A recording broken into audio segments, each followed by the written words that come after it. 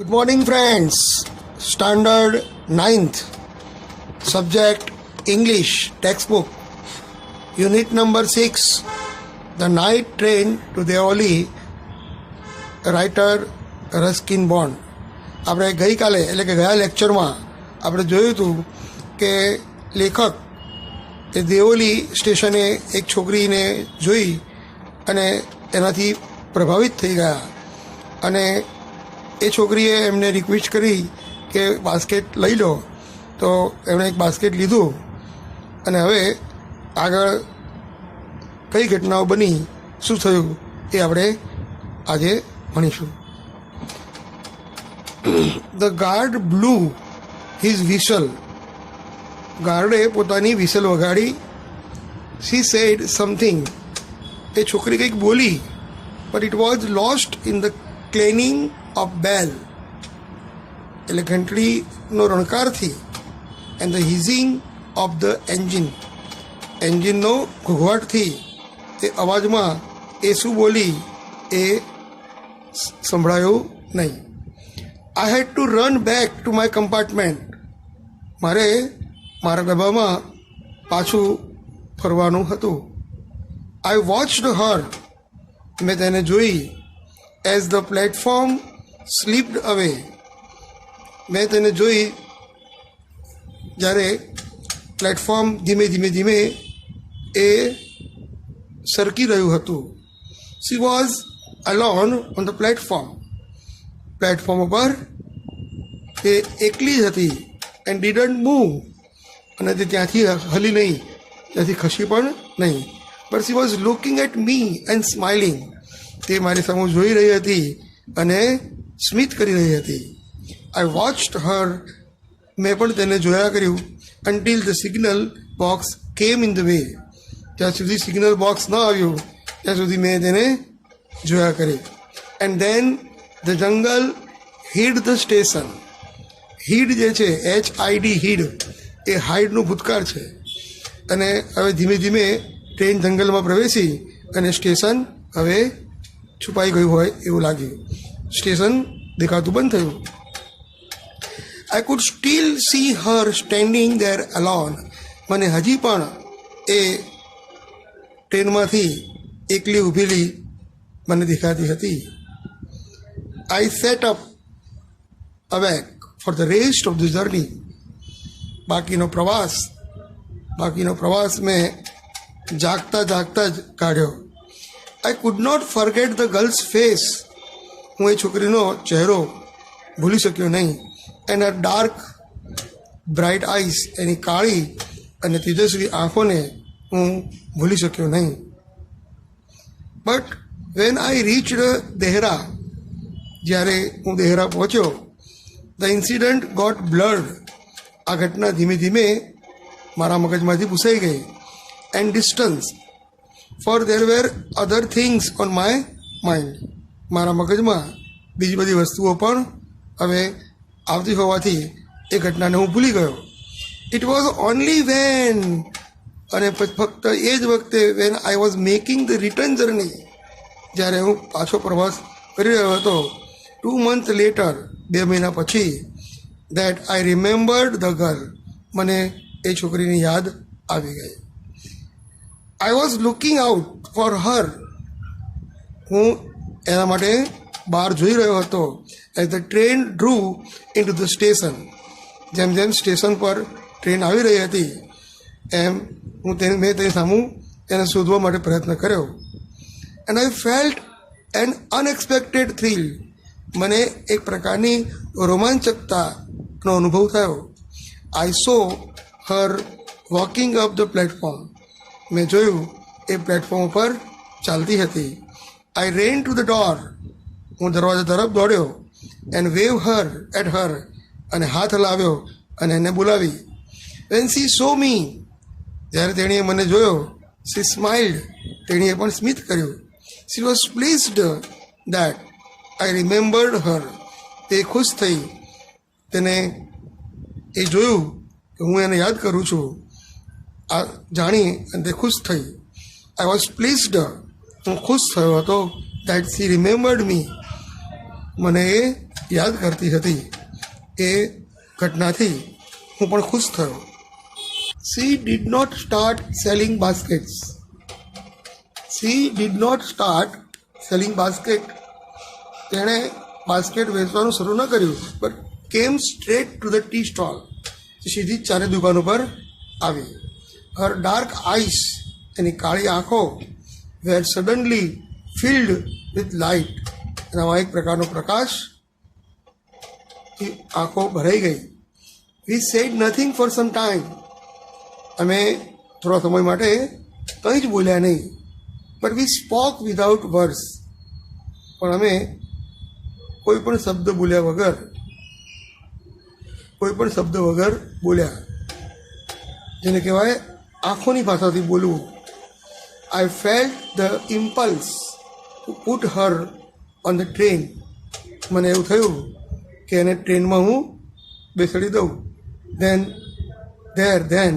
And take હર અવે with me. અને મારી જોડે એને લઈ જાઉં.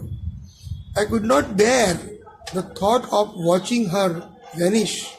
હું એને અદૃશ્ય થતાં હું એ દ્રશ્યને, એ વિચારને સહન કરી શકતો ન હતો. In to the darkness of Deoli station. Deoli સ્ટેશનના અંધકારમાં તેને અદૃશ્ય થતાં એ વિચાર હું સહન કરી શકતો ન હતો. I took the baskets from her hand. મેં એના હાથમાંથી બાસ્કેટ લીધા. And put them on the ground. અને મેં જમીન ઉપર મૂક્યા.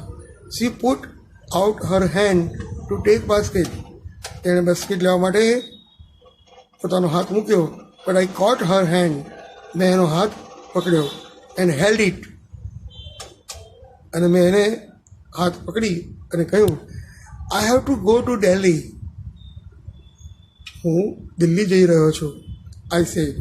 શી nodded. I don't have to go anywhere. મારે તો ક્યાંય જવું નથી. એણે શું કીધું? મારે તો ક્યાંય જવું નથી. The guard blew his whistle. ગાર્ડે ફરીથી પોતાની સીટી વગાડી. And I hated the guards for doing that. અને આ વિશલથી મને ગાર્ડ તરફ ધૃણા થઈ. I will come again. હું ફરીથી આવીશ. I said. Will you be here. તું અહીંયા મળીશ મને? She nodded. I don't have to go anywhere. મારે તો ક્યાંય જવાનું હતું નથી. She nodded again. એને માથું હલાવ્યું. The bell changed. અને ઘંટડીનો અવાજ બદલાયો. And the train slid forward. ધીમે ધીમે ટ્રેન ઉપડી. I had to pull my hand away from the girl. મારે છોકરીના હાથમાંથી મારો હાથ કાઢી અને and ran for the moving train. મારે ચાલતી ટ્રેનને પકડવાની હતી. This time I did not forget her. અને આ વખતે તો હું એને ભૂલી શક્યો નહીં. She was with me for the rest of the journey. બાકીના પ્રવાસમાં તે મારી જોડે જ હતી. And for a long after. થોડા સમય સુધી એ મારી યાદોમાં હતી. All that year she was bright living thing. આટલા વર્ષો તે એક પ્રકાશિત જીવંત વસ્તુ હતી. And when the college term ended. જ્યારે મારા કોલેજનો સત્ર પૂરું થયું. I packed in haste. મેં ઉતાવળમાં પેકિંગ કર્યું. And left for Dehra earlier than usual.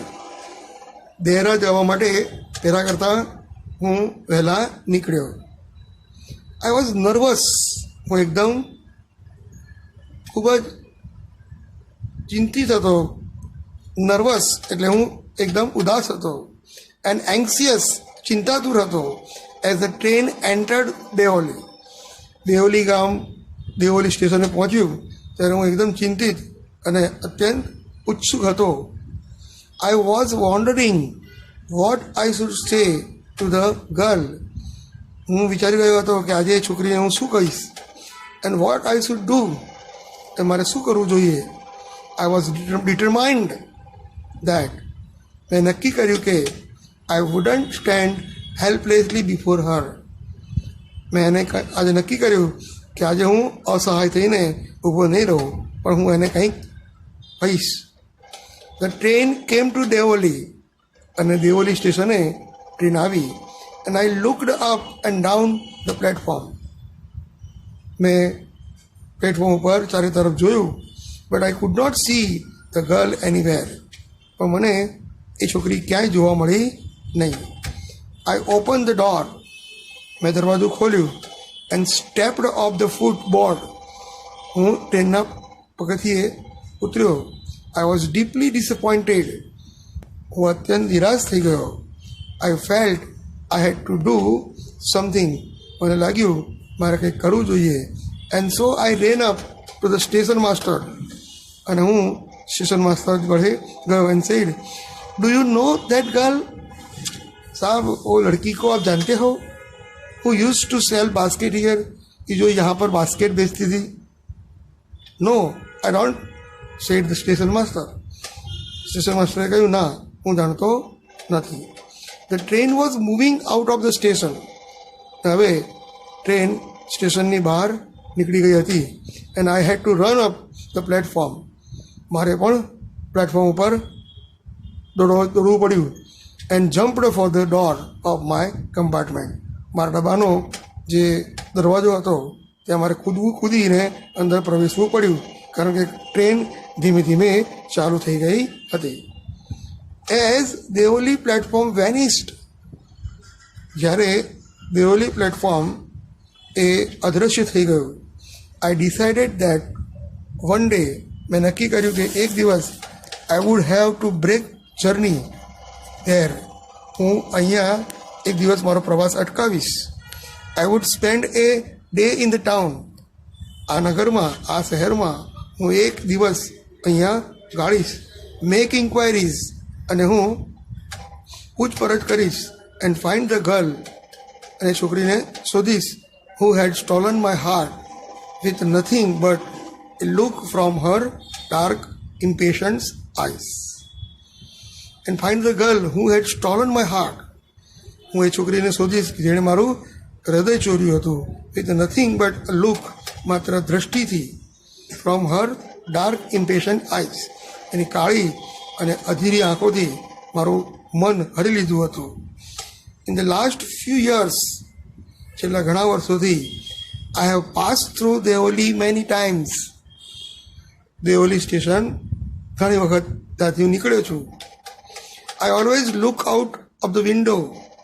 હું હંમેશા બારીની બહાર જોતો, to see the same unchanged face smiling to me. એ છોકરી હસતી મારી તરફ, એ ચહેરો જોવા માટે હું ઉત્સુક થતો. But I will never break my journey there. મેં ક્યારેય મારો પ્રવાસ ત્યાં અટકાવ્યો નહોતો. I prefer to keep hoping. હું માત્ર એ જ આશા રાખી રહ્યો હતો.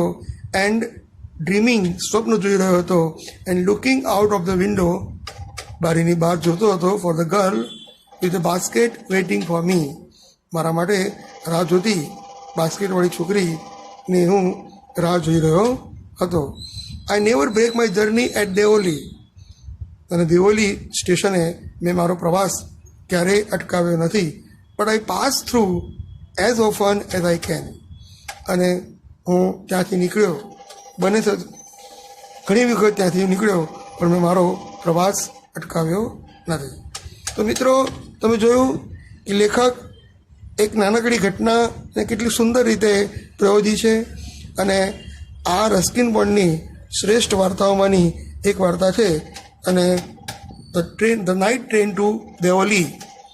હવે આપણે નેક્સ્ટ લેક્ચરમાં આની એક્સરસાઇઝ જોઈશું. તમે આ પાઠને ફરીથી વાંચી અને ફરીથી એકવાર તૈયાર થઈ જાઓ. અને હવે દરેક વિષયનું આપણે અભ્યાસ ચાલુ થઈ ગયો છે, એટલે તમે સિસ્ટમેટિક અભ્યાસ શરૂ કરી દો. C you again on the next lecture. Bye bye.